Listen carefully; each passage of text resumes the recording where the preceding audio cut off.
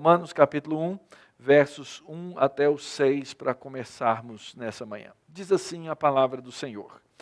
Paulo, servo de Jesus Cristo, chamado para ser apóstolo, separado para o evangelho de Deus, o qual foi por Deus outrora prometido por intermédio dos seus profetas nas sagradas Escrituras, com respeito ao seu filho, o qual, segundo a carne, veio da descendência de Davi e foi designado Filho de Deus com poder, segundo o Espírito de santidade pela ressurreição dos mortos, a saber, Jesus Cristo, nosso Senhor, por intermédio de quem viemos a receber graça e apostolado por amor do seu nome, para a obediência por fé entre todos os gentios, de cujo número sois também vós, chamados para serdes de Jesus Cristo. Vamos orar?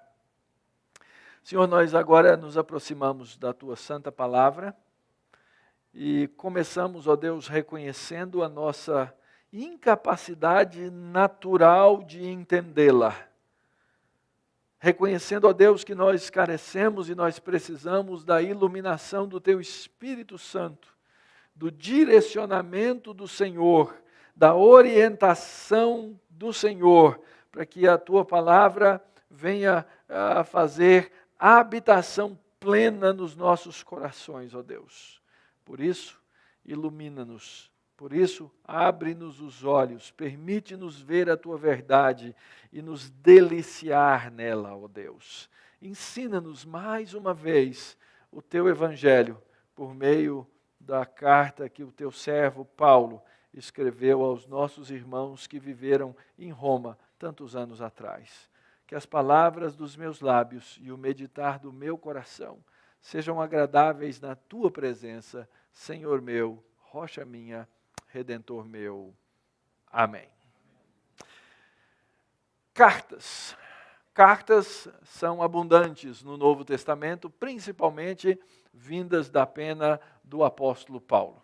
Uma das maneiras que Deus pastoreou a igreja naquele tempo e a maneira como Deus continua a pastorear a igreja ao longo dos séculos é por meio dos escritos inspirados pelo Senhor para que chegassem a essas igrejas e eles fossem instruídos, recebessem palavra de Deus. Paulo, então, escreve essa carta aos Romanos e ele faz uma introdução. Se você observar, praticamente todas as cartas têm essa introdução. Paulo se apresenta, diz quem ele é, para que ele escreveu. E, de uma maneira especial, Paulo faz nessa carta aos Romanos uma introdução mais longa do que nas outras cartas. Aliás, a própria carta é mais longa do que outras cartas, porque Paulo tinha uma série de intenções. Primeira delas, Paulo nunca tinha ido a Roma. E ele sabia que, como pastor, ele era conhecido e ele era falado em muitos lugares. As pessoas falavam a respeito do apóstolo Paulo. E nem todo mundo falava bem de Paulo. Aliás, Paulo sofria grandes acusações, a gente vê sobre isso, por exemplo, nas cartas, nas epístolas aos Coríntios, principalmente, não é? Paulo era acusado de muitas coisas. Paulo era acusado de heresia, era acusado de ser um espião de judeus, era acusado de várias coisas, e ele vem então, primeiro, apresentar-se aos irmãos de Roma, para dizer, olha, eu não sou aquilo que o pessoal está falando de mim. E então ele apresenta suas credenciais. Então, ele precisava escrever para aqueles irmãos, ele queria apresentar-se para aqueles irmãos, e ele queria estabelecer um relacionamento com aqueles irmãos, porque Paulo tinha uma intenção muito objetiva. Qual era a intenção do apóstolo Paulo? Ele queria ir como missionário para a Espanha. E se você lembrar do seu mapa, Paulo conhecia o seu mapa na época, e ele sabia que a igreja que havia sido estabelecida em Roma poderia ser uma boa base de apoio para as missões na Espanha. Então ele queria se apresentar aos irmãos, queria conhecer, queria compartilhar dons espirituais com os irmãos, e queria colocar a igreja de Roma como uma base missionária para que ele pudesse então chegar com a pregação do evangelho até a Espanha. Então esse era um segundo motivo. Dentro desse motivo existe um terceiro motivo, é que Paulo queria não só isso, mas ele queria que, como base de apoio, Roma também lhe desse apoio financeiro. E se você acompanhar as exposições, e espero que acompanhe, a gente chegue lá, no finalzinho da carta, Paulo vai explicar que ele pretendia chegar a Roma, e quando chegasse a Roma, que os irmãos tivessem feito uma base de apoio financeiro para que ele conseguisse chegar até a Espanha. Então, num certo sentido, essa carta, que é a carta mais cheia de teologia que nós encontramos no Novo Testamento, foi escrita por um motivo muito especial e importante, que era levantar apoio financeiro, levantar um apoio, uma oferta para que ele pudesse chegar até Roma. Então Paulo, por essas razões, escreve aos romanos e ele quer falar daquilo que é mais essencial e fundamental para aqueles irmãos de Roma. Ele quer falar a respeito do Evangelho. Ele quer falar a respeito do Evangelho. Esse é o tema, esse Evangelho inteiro, completo, que nós encontramos desde Gênesis até o Apocalipse, é o Evangelho que Paulo vai desenvolver ao longo da epístola e que ele aqui vai começar a apresentar. Então, o apóstolo Paulo, acredita-se lá pelos anos 50, 56 até 58, por aí, enquanto estava na cidade de Corinto, escreve essa carta aos irmãos, falando das suas intenções de chegar lá e apresentar-lhes o Evangelho. Irmãos, esse é um tema que tem que ser muito precioso para nós, igreja. Desde o princípio, aquele que é o inimigo das nossas almas, usando daqueles que são seus seguidores, eles tentam destruir e perverter a mensagem do Evangelho. Essa mensagem da vida pela fé, essa mensagem do conhecimento de Deus, a mensagem da salvação de Deus para um povo que Ele escolheu. E o apóstolo Paulo sabia disso. E ele sabia que muitas igrejas, ao longo do tempo, elas poderiam se corromper, assim como o povo de Deus se corrompeu no Antigo Testamento, por não acreditar e por não se manter firmes no Evangelho. Então Paulo vai se apresentar, e ao se apresentar, ele vai desenvolver o tema do Evangelho que precisa ser ministrado, do Evangelho que precisa ser pregado, o Evangelho por meio do qual a Igreja de Cristo vive ao longo dos tempos. E se você lembrar de uma coisa, querido, você vai ver que é fácil esquecer do Evangelho. Sabe um lugar que a gente precisa mandar missionários hoje? Roma. Roma. Eu tenho um amigo que hoje é missionário, um ex-aluno, que é missionário na cidade de Roma. O Evangelho em Roma, apesar da presença do catolicismo romano, como tendo ali a sua sede, sendo praticamente um país dentro da cidade, é um lugar carente do Evangelho. É um lugar cheio de religião, mas é um lugar carente da verdade. É um lugar cheio de rituais, mas é um lugar carente da piedade do povo de Deus. Então, até a igreja que recebeu essa carta, na verdade, ela desapareceu, porque esqueceu-se do Evangelho. Então, a relevância, a necessidade de estudarmos essa carta é porque a igreja que continua, a igreja que sobrevive, a igreja que permanece é a igreja verdadeira de Cristo. E a igreja verdadeira de Cristo é aquela igreja que está abraçada, é aquela igreja que está agarrada a esse verdadeiro evangelho do Senhor Jesus Cristo. Então vamos tentar entender essas relações que nós encontramos nessa introdução, porque nós precisamos certamente desse evangelho. Nós vamos dividir esse nosso texto em 3 partes nessa manhã. Paulo e o evangelho, depois a relação de Paulo com os romanos e depois a relação de Paulo com a evangelização. Muito bem, como é que o apóstolo Paulo começa? O apóstolo Paulo começa se apresentando, ele está escrevendo uma carta para um pessoal que ele não conhece. Às vezes eu faço isso, quando vou escrever uma mensagem para alguém que nunca me ouviu, seja no e-mail, seja no WhatsApp, eu começo dizendo, olha, aqui é o Mauro, eu sou o fulano de tal, porque essa pessoa não sabe quem eu sou e eu preciso me apresentar. Paulo faz isso, não é? É um jeito dele dizer quem é. Ele diz, eu sou Paulo.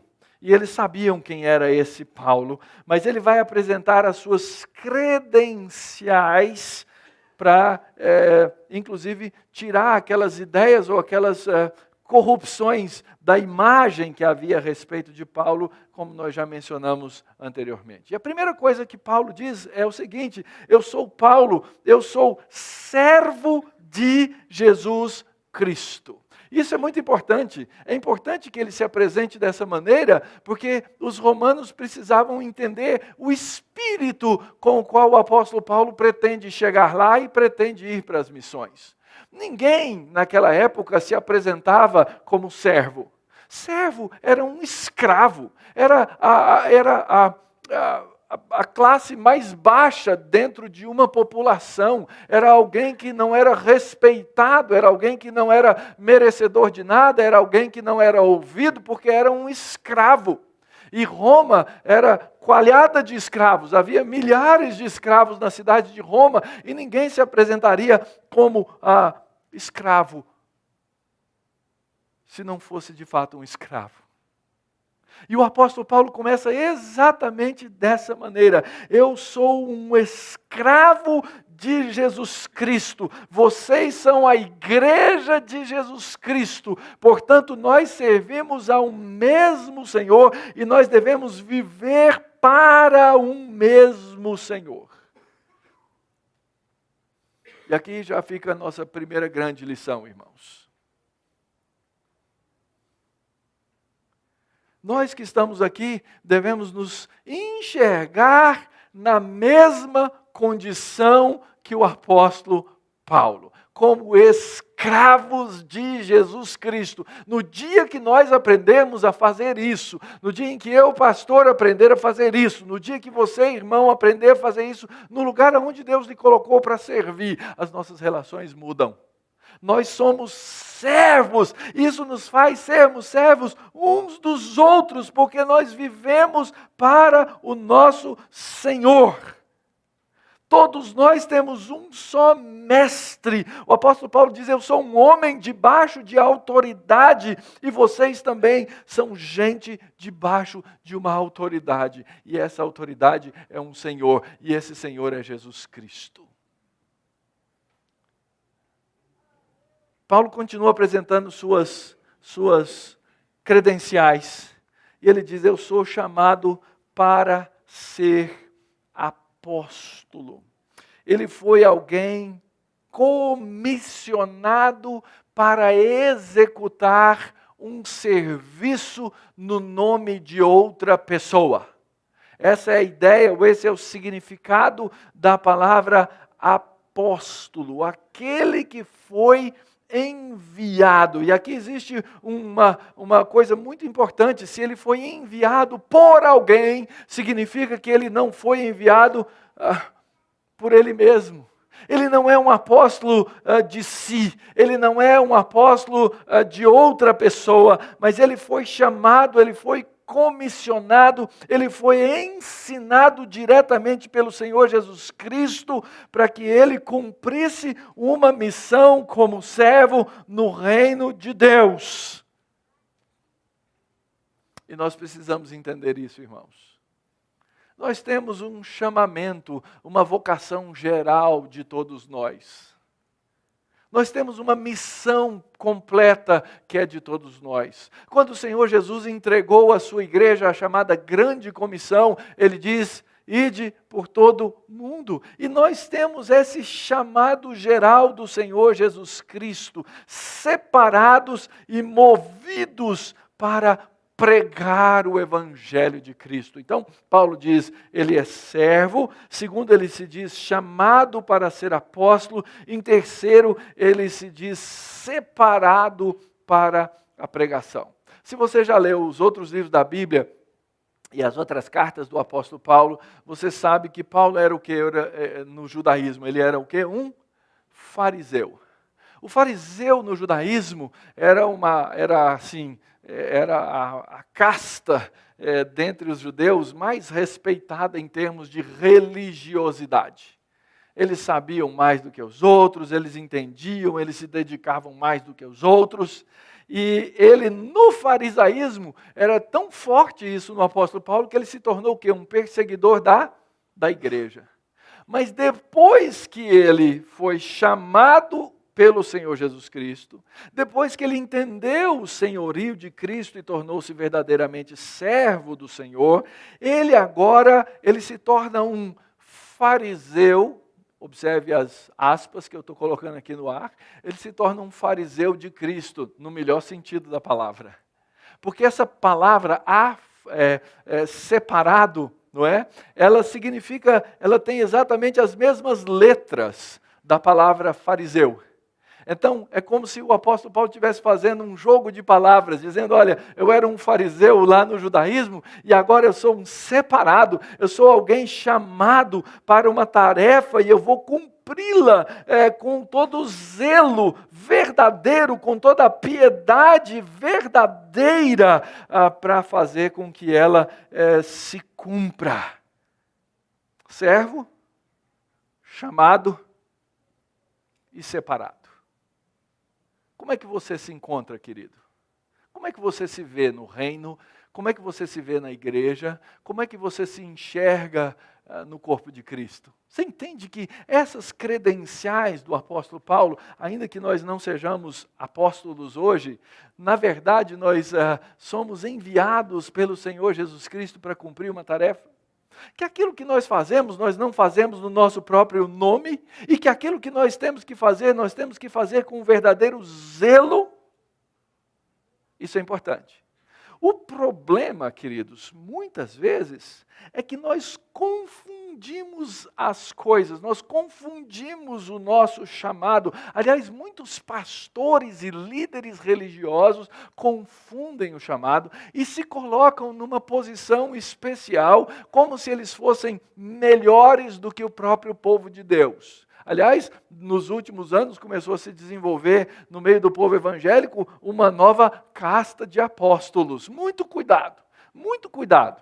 Gente que se coloca acima do sacerdócio universal do povo de Deus e se coloca como gente recebedora de revelação e que traz novidades e que traz heresias e que traz mentiras para o meio do povo de Deus e que perverte o evangelho. Então o apóstolo Paulo, depois de apresentar as suas credenciais, ele vai dizer que ele é servo, que ele é chamado e que ele é separado para a pregação de um verdadeiro evangelho, que é a chamada boa nova. Observe o que o apóstolo Paulo diz aí nesses versos. Ele diz, em primeiro lugar, que ele foi separado para, verso 1, o evangelho que é de Deus. O evangelho não é meu. O evangelho não fui eu que inventei. O evangelho não é uma construção humana. O evangelho é de Deus. Esse evangelho de Cristo, ele tem uma história.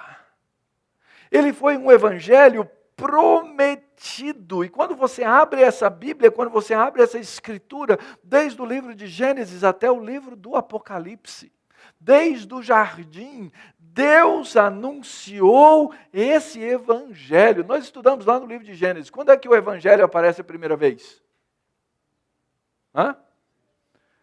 Como? Gênesis 3.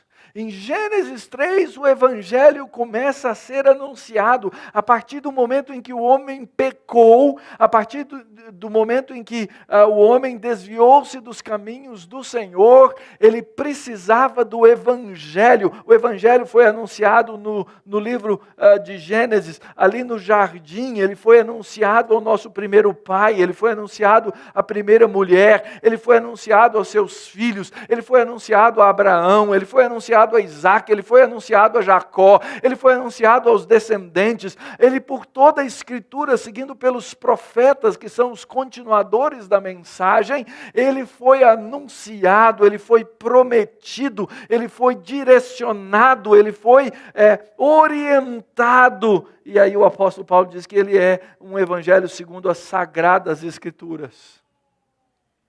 É por isso que hoje nós temos tanto apreço por essa palavra de Deus. É por isso que as nossas confissões, elas são muito claras em dizer que o juiz último de todas as coisas é a palavra, é a Escritura. Porque nós precisamos entender esse evangelho, nós precisamos entender essa boa nova.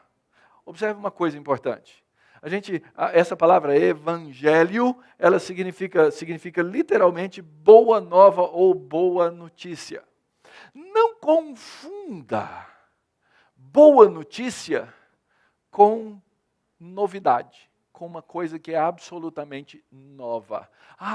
Nunca aconteceu isso antes, mas agora aconteceu, então essa novidade é evangelho. Não, o evangelho foi anunciado, o evangelho foi prometido, o evangelho foi preparado, o evangelho foi escriturado, o evangelho foi registrado para que, quando a boa notícia se manifestasse definitivamente na pessoa do Filho de Deus, Jesus Cristo, nós, enfim, pudéssemos entendê-lo e compreendê-lo. E qual é exatamente essa boa notícia? O apóstolo Paulo continua, e ele diz, esse evangelho que é de Deus, o qual foi por Deus, verso 2, outrora prometido por meio dos profetas nas sagradas escrituras, com respeito a seu Filho. Sim, o evangelho é uma mensagem, queridos. Mas essa mensagem, ela nos é trazida em uma pessoa. O evangelho é Jesus Cristo. Ele é a boa nova. Lembram-se lá de Hebreus capítulo 1? O que diz lá nos primeiros versículos? Havendo Deus outrora falado, muitas vezes, de muitas maneiras, aos pais pelos profetas, nos últimos dias nos falou no Filho. O Filho de Deus é a boa nova. Então, é óbvio que a gente não vai conseguir tirar da nossa linguagem o que do Evangelho, mas na verdade o Evangelho é quem? O Evangelho é uma pessoa, é a encarnação do Filho de Deus que agora vem ao mundo, e a gente sabe, segundo João capítulo 3, versículo 16, ele vem para quê? Ele vem para morrer, para que nós possamos ter vida. Evangelho é uma pessoa. Você não pode conhecer o Evangelho se você não conhecer pessoalmente a Jesus Cristo, o Filho de Deus. Você não pode entender verdadeiramente o Evangelho se você não se relacionar com a pessoa do Filho de Deus. O Evangelho não é um conselho que eu dou para os outros. O Evangelho não é simplesmente uma orientação, não. O Evangelho é o anúncio da verdade da pessoa do Filho de Deus que veio para nos libertar da morte, para nos libertar do pecado. É a encarnação do Filho de Deus. É aquilo que nós lembramos constantemente na nossa adoração. o Filho de Deus que se encarnou. É por isso que o texto diz assim, ele foi o Filho de Deus, verso 3, o qual, segundo a carne e pela descendência de Davi. E aqui existe um dos grandes mistérios da doutrina cristã. E deixa eu falar uma coisa para vocês. Mistério não é uma coisa para ser desvendada e explicada. Mistério continua sendo mistério. Ele pode ser articulado. Veja bem, a palavra mistério aparece no Novo Testamento. Se eu lembro direito dos meus dados, alguém me dê a permissão de errar, porque eu não anotei isso. Parece que aparece 28 vezes no Novo Testamento. Dessas 28 vezes em que a palavra aparece no Novo Testamento, 26 vezes a palavra significa, era uma coisa que a gente não sabia o que era, mas agora a gente já sabe. Mas isso ao mesmo tempo não significa que é absolutamente explicável. Não é. Como é que você pode explicar a natureza de Cristo? Quantas? 24, quase acertei, ainda bem que tem o conferencista aqui. Né? Como é que você consegue explicar as duas naturezas de Cristo? A gente pode falar a respeito, a gente pode falar aquilo que a Escritura fala, e a Escritura fala que Jesus Cristo é verdadeiramente homem, o Filho de Deus encarnado, o Verbo que se fez carne, ele é então de natureza humana, segundo a carne, ele veio e dava para conferir nos registros dos cartórios, que ele era da descendência de Davi, então ele era de uma descendência, de uma linhagem real, para ocupar o lugar de um rei, mas ele é ao mesmo tempo verdadeiro Deus. Você sabe explicar isso? Eu não sei explicar isso. Esses são os mistérios das doutrinas, assim como eu não sei explicar a Trindade, e nunca saberei. Na minha finitude, eu nunca vou saber explicar isso. Assim como eu não sei explicar a tensão que existe entre a soberania de Deus e a responsabilidade do homem. São mistérios, são coisas que estão além da nossa capacidade de compreensão plena. Essas coisas que estão além da nossa capacidade de compreensão plena são aquelas coisas às quais nós precisamos submeter o nosso coração. E aqui existe um grande mistério do Evangelho. Ele é uma pessoa, ele veio segundo a carne, ele é da descendência de Davi, mas ele foi designado Filho de Deus com poder. O que significa designado Filho de Deus com poder? Significa que ele foi apontado como Deus naquela hora? Não. A pessoa da Trindade, que é o Filho de Deus, é eterno tal qual Deus é. E ele veio e se encarnou, e ele foi manifesto, porque alguém que visse Jesus nas ruas de Jerusalém, ou em Nazaré, ou andando pelas estradas da Galileia, ou quem sabe como criança lá no Egito, ele passava como uma pessoa qualquer, porque ele era exatamente como nós somos. Exatamente, um indivíduo. Alguém no meio da multidão, mas ao mesmo tempo estava ali presente toda a divindade no Filho de Deus encarnado. E aí então era difícil para alguém entender que aquele que era o próprio Deus encarnado pudesse se submeter a uma morte de cruz. Então ele foi à cruz, ele foi morto na cruz, ele foi tirado da cruz, ele foi levado à sepultura, ele ficou 3 dias lá, e todo mundo devia estar falando assim, o cara não era nada de especial mesmo. Aliás, vários libertadores do povo judeu já haviam se levantado. Outros que eram considerados revolucionários, que causaram problemas para o governo da época, para os romanos especialmente. E Jesus, até o 3º dia, as pessoas olharam para aquilo e falaram assim, não tem nada de diferente, vai. Mais um que veio, causou um rebuliço e morreu. Só que ele ressuscita ao terceiro dia.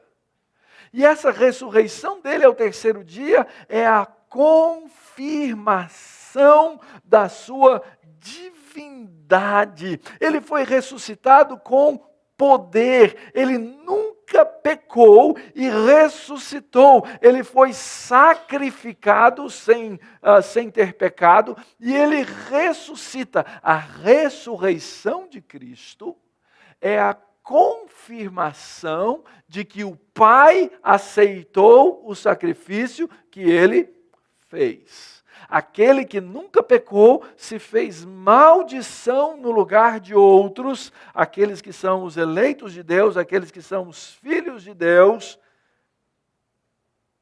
para que eles pudessem ser definitivamente salvos.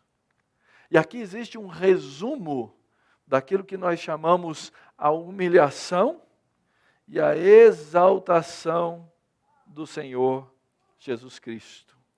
Mas se você observar, até agora eu já falei várias vezes e falei a respeito do Filho, mas até agora o apóstolo Paulo, depois do verso 1, ele evitou usar o próprio nome do Senhor Jesus Cristo e ele vai usar agora. Esse que é pessoa, esse que veio segundo a carne, esse que é da descendência de Davi, esse que ressuscitou com poder, esse que nunca pecou, ele termina, ele conclui a declaração dizendo, a saber, Jesus Cristo, nosso Senhor. E observe aqui, que lá atrás ele disse que ele era servo.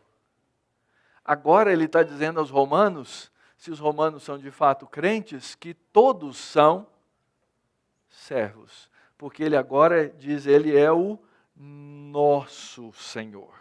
E observe o que ele vai dizer a respeito de Jesus Cristo, o nosso Senhor. Verso 5. Por intermédio de quem viemos a receber graça, apostolado, por amor do seu nome, para a obediência por fé entre todos os gentios, de cujo número sois também vós, chamados para serdes de Jesus Cristo. As palavras fundamentais do Evangelho são usadas aí pelo apóstolo Paulo. Observe, graça, amor, obediência, fé e os chamados que são servos. Esse é um resumo do Evangelho, queridos. Esse é um resumo do Evangelho que nós fomos chamados, que nós fomos designados pelo Senhor Jesus na grande comissão a levar até os confins da terra. Na verdade, o que o apóstolo Paulo quer nos ensinar aí é que nós precisamos aprender uma obediência que é alimentada pela fé. Vamos lá? Obediência alimentada pela fé. Imagina o apóstolo Paulo. O apóstolo Paulo, como eu disse, ele era um fariseu dos fariseus. O cara tentava por todo jeito, de toda maneira, ser um cara sério na fé. Ser um cara obediente a Deus. Mas até que ele descobriu a graça de Deus lá no caminho de Damasco, até que ele foi levado aos seus joelhos pela presença de Cristo, até que ele conhecesse a graça e o amor de Jesus, ele não conseguia fazer nada do que ele tinha que fazer. Ele não tinha paz com Deus, ele não tinha consciência tranquila, ele não tinha uma vida na qual ele pudesse dizer assim, eu sou um homem bem-aventurado. Como eu já falei para vocês, todo mundo sabia o Salmo 1 de cor, não é? Bem-aventurado aquele que não anda, não se detém, não se assenta na roda dos escarnecedores. E a gente sabe que essa é algo que nos é ensinado que nós devemos fazer como cristãos, não é verdade?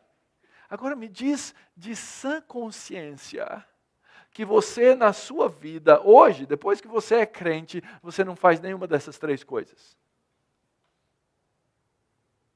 Que o conselho dos ímpios não entra no seu ouvido e te chama a atenção. Opa! Que às vezes você não emite um conselho ímpio para o outro. Que às vezes você não se pega sentado numa mesa escarnecendo até dos próprios crentes. Que às vezes você não se pega num caminho tortuoso na vida e precisa parar e dizer, opa, peraí, nós somos pecadores. Paulo, ele queria ser o bem-aventurado do Salmo 1, mas ele descobre que a bem-aventurança só vem por graça. E nós precisamos entender esse evangelho da graça de Deus, porque é a graça de Deus que vai nos mover à obediência a Cristo.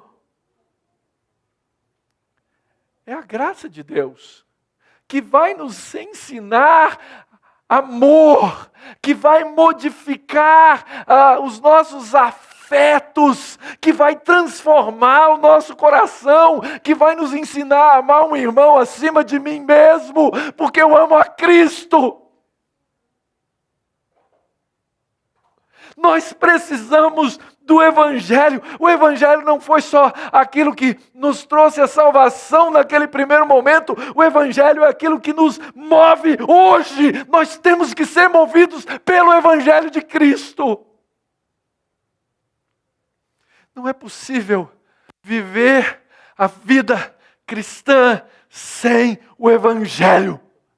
Sem Jesus Cristo, sem a graça, sem sermos mexidos, comovidos pelo amor ao nome dEle.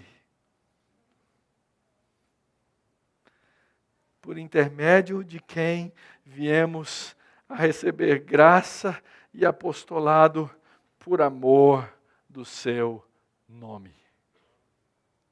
Irmão, irmã, um segredo.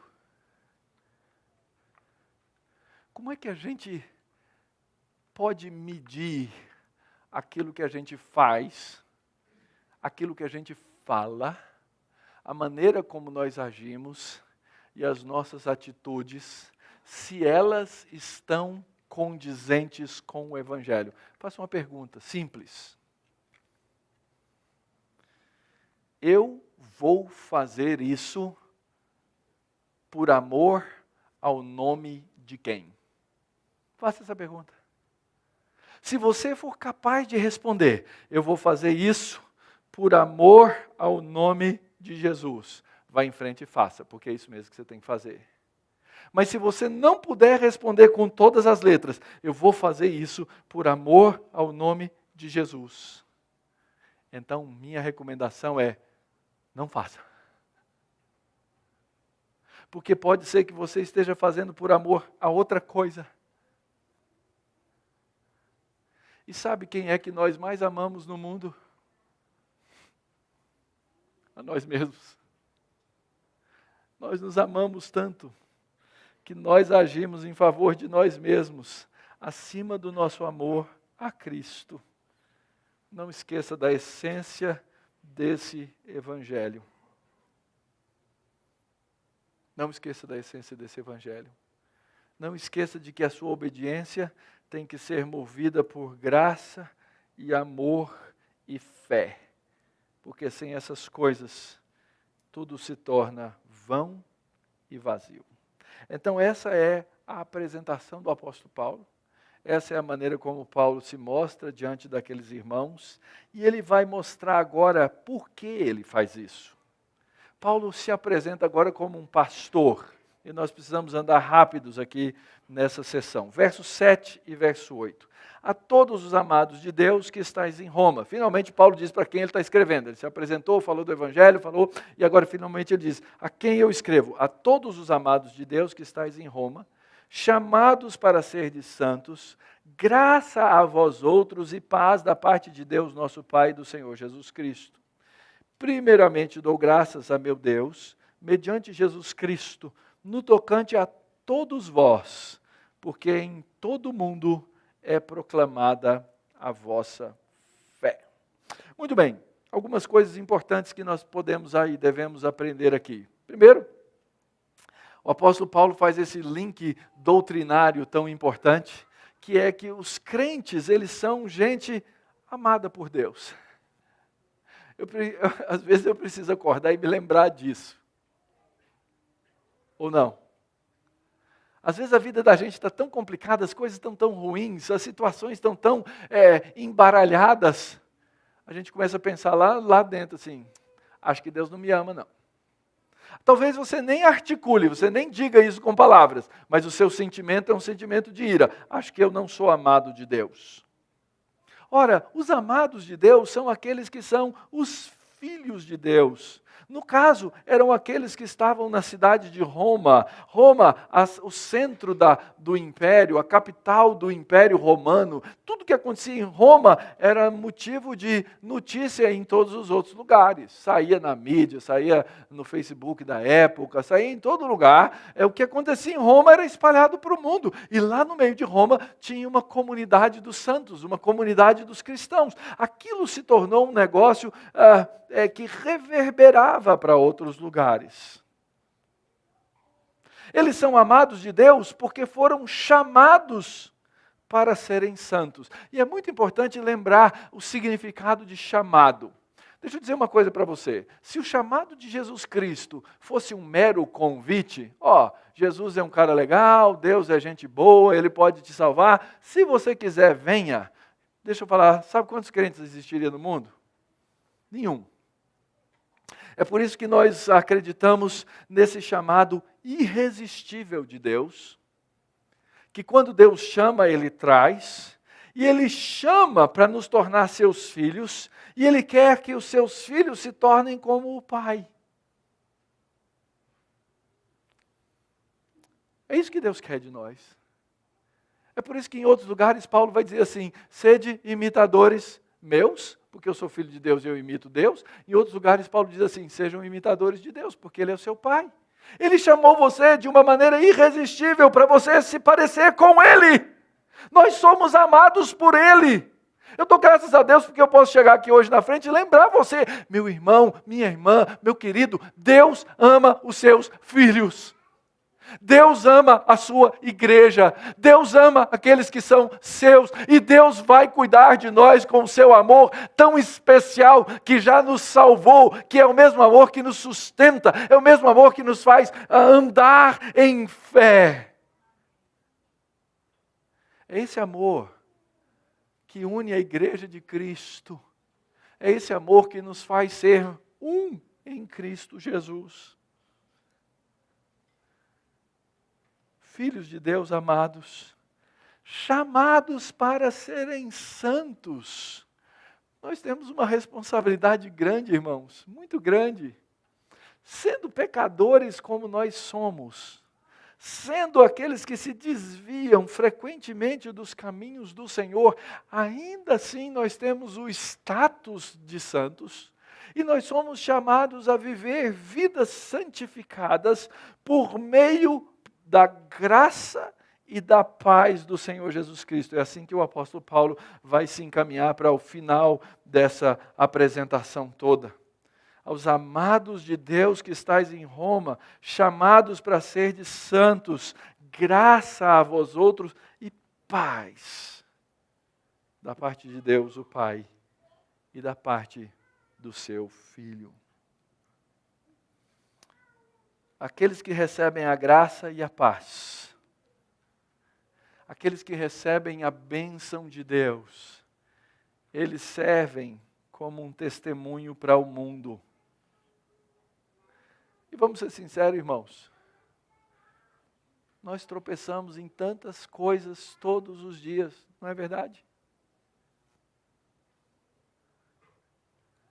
Nós tropeçamos nos nossos próprios pés, nós tropeçamos nas nossas próprias vontades, nós tropeçamos em tantas coisas, mas nós somos filhos de Deus chamados para um testemunho.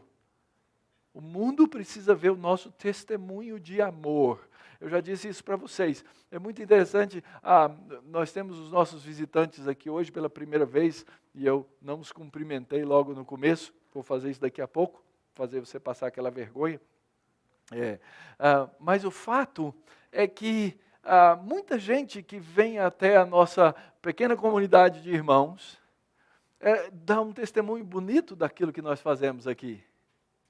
Eu sou muito alegre por isso.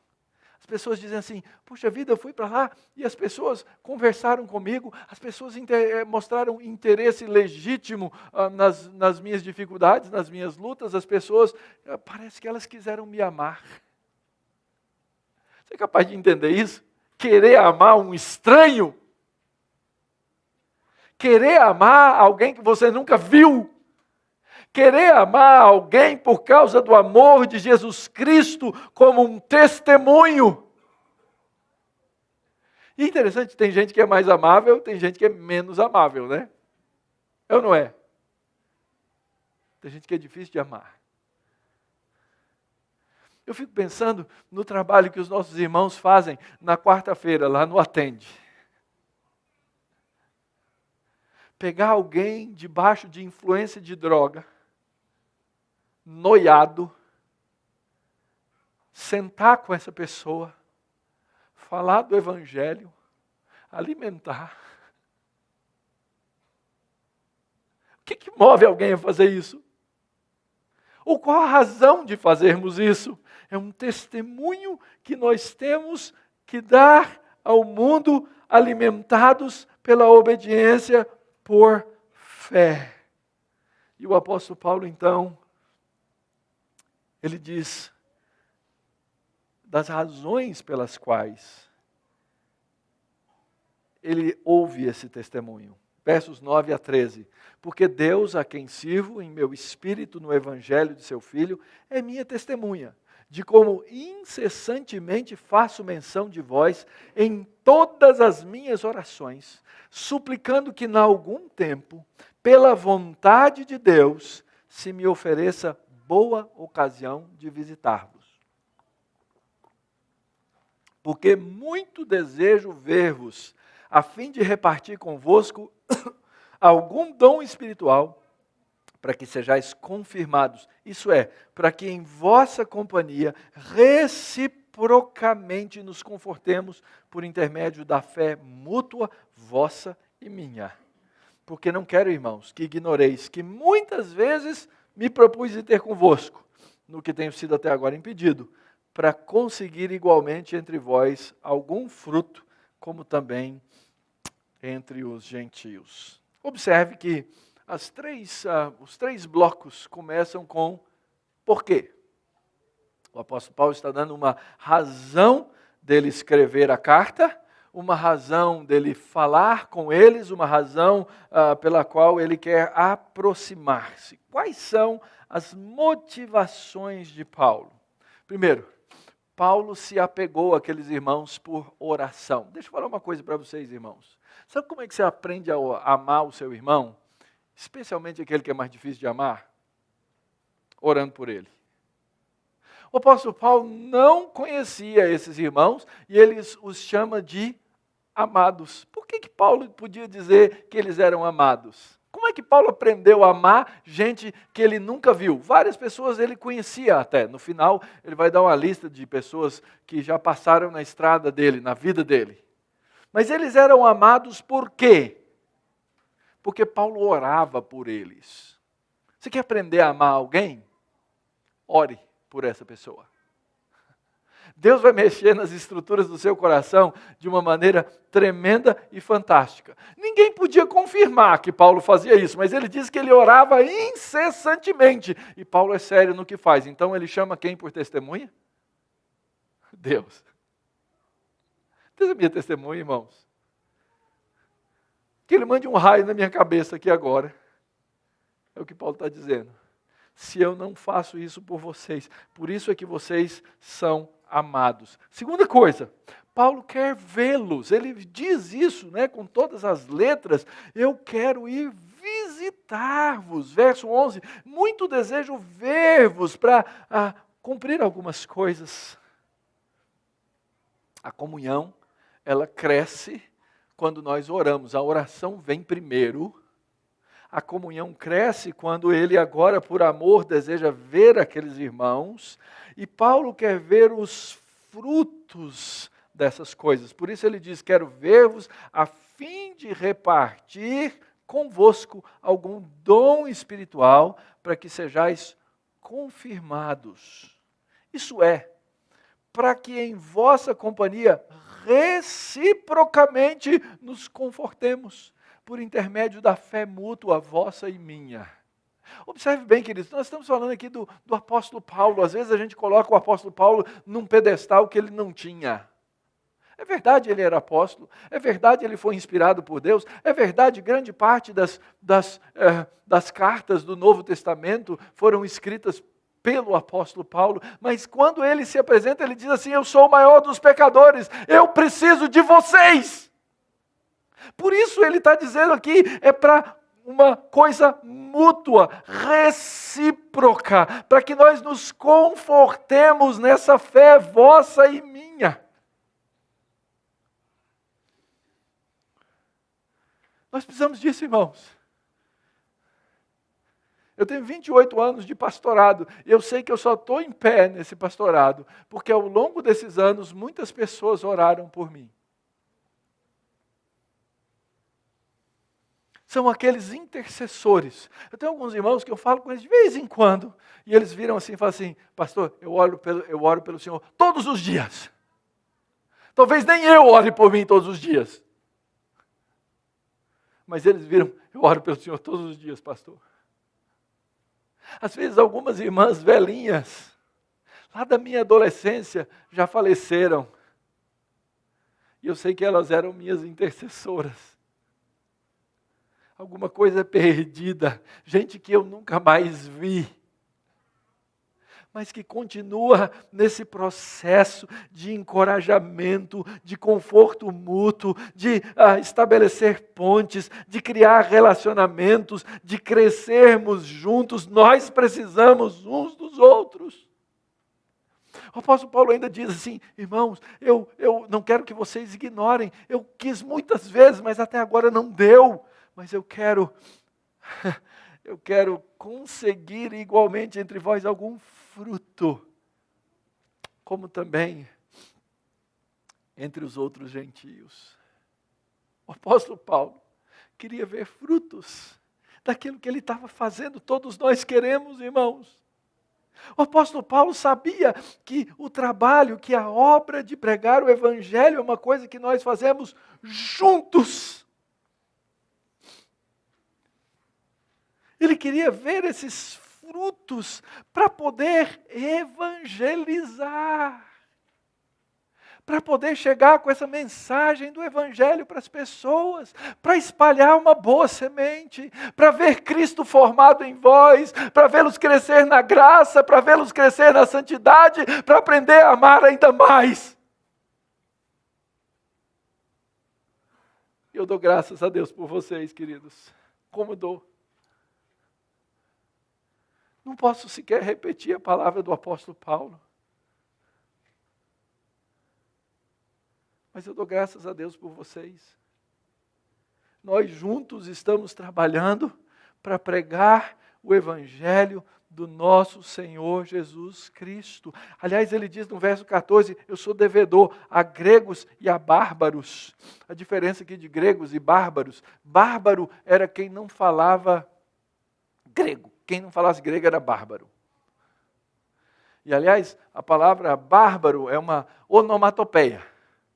Onomatopeia é aquela figura de linguagem que você nomeia alguma coisa pelo som. Plim, plim, cocoricó, que em português é cocoricó. Você já tentou ouvir galo em outras línguas? Um dia você faz a pesquisa, não é? É totalmente... As onomatopeias. Bárbaros, eles não entendiam nada, né? Para nós é blá, blá, blá, blá. A gente chamaria os gregos e os blá, blá, blás. Coisa que a gente não entende. Os gregos e o bárbaro, ele diz: eu sou devedor, porque esse evangelho precisa chegar até os confins da terra, a toda língua, a toda raça, a todo povo, a toda nação. Eu sou devedor, vocês são devedores a Cristo por esse evangelho. Você está aqui para servir, querido. Você está aqui para levar dessa graça de Cristo. E nós nos encorajamos uns aos outros. E nós vemos os frutos juntos. E nós mantemos a comunhão. E nós oramos uns pelos outros.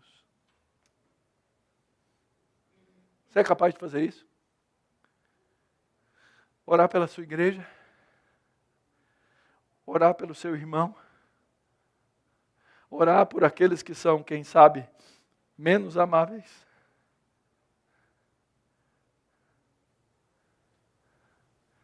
É para isso que você foi chamado.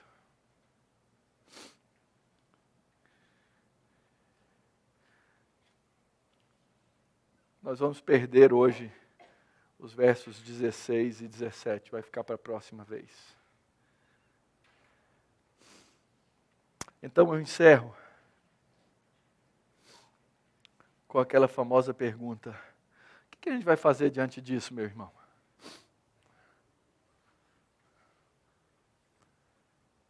Você que está aqui hoje, que nos visita, não sei de onde você veio, não sei se você conhece a Cristo, deixa eu falar para você uma coisa muito clara. O Evangelho é uma pessoa que hoje nós não podemos tocar e nem ver, mas que está vivo e que você pode conhecer pelo mover do Espírito Santo de Deus. Se o Evangelho para você não for uma pessoa, você não é salvo. Eu quero dizer que existe uma mensagem de salvação, que existe uma redenção, que há um Senhor que pode mudar a sua vida.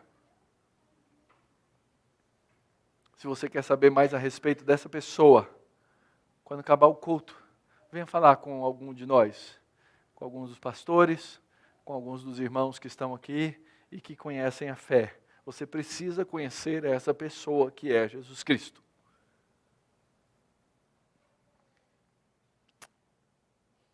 Como é que a gente cumpre essas coisas nesse exemplo que o apóstolo Paulo nos deu aqui até esse momento na carta aos Romanos? Quais eram as coisas que Paulo colocou como centro dessa introdução nos 7 primeiros versos e desse relacionamento dele com os romanos? Primeiro, fundamento da palavra de Deus. Fundamento da palavra de Deus. Aprenda essa palavra, irmãos. E eu acredito, eu já disse isso para vocês tantas vezes.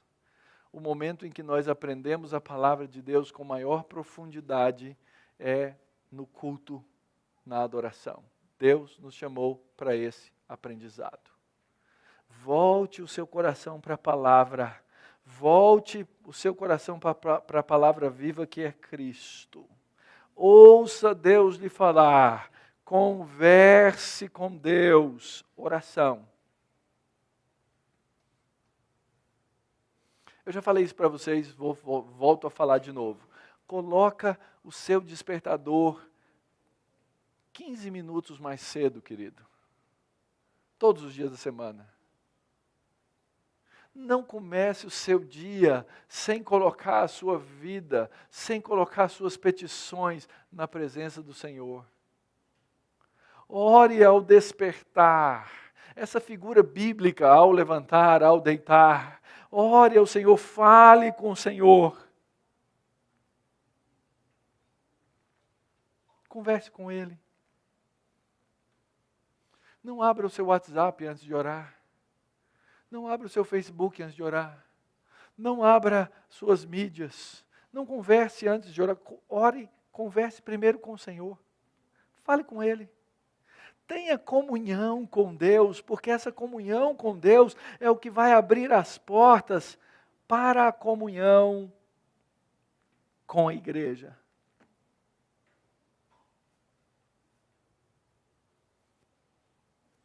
Paulo não foi o plantador da igreja de Roma.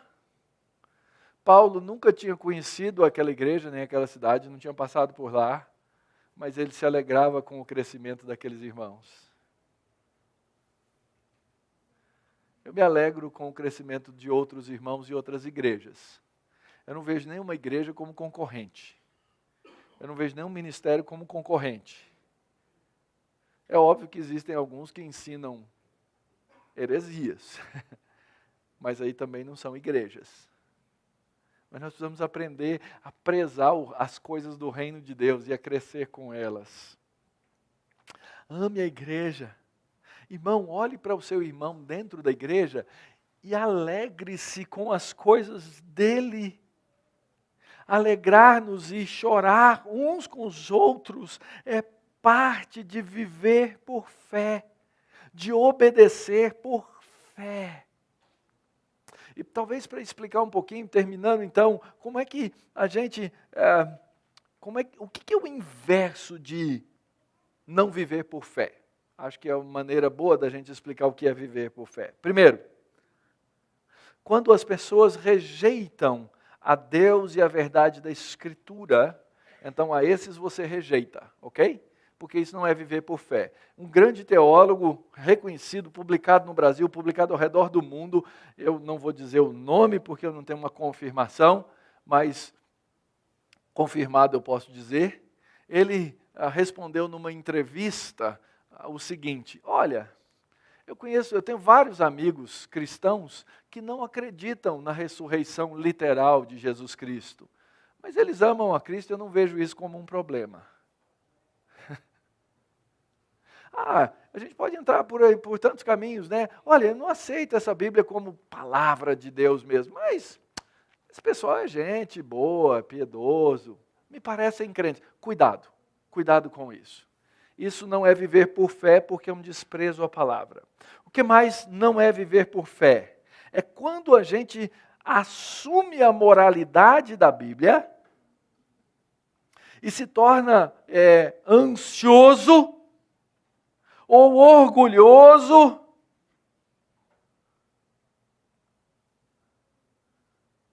e a gente começa a viver pelas nossas próprias forças. Esse é o chamado, se de um lado existe o liberalismo que destrói o valor da palavra de Deus, outra coisa que destrói o valor da palavra de Deus é o chamado legalismo.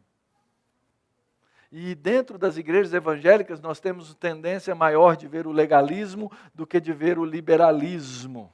O liberalismo anda em volta, o legalismo anda dentro. Cuidado, para você não converter o evangelho numa mera mensagem moralística, começar a cobrar das pessoas aquilo que a Bíblia não cobra, a dizer para as pessoas o que elas devem fazer, que a Bíblia não diz. Muito cuidado.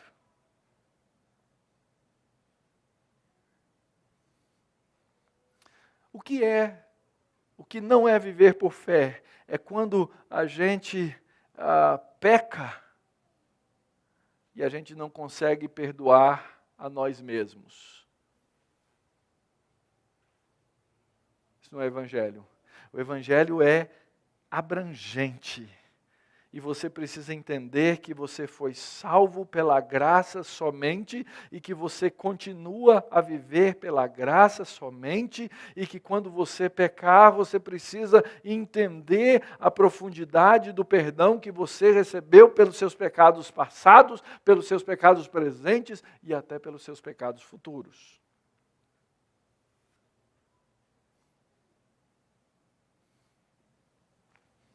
Viver por fé é viver na graça do Evangelho e não pelas nossas próprias forças.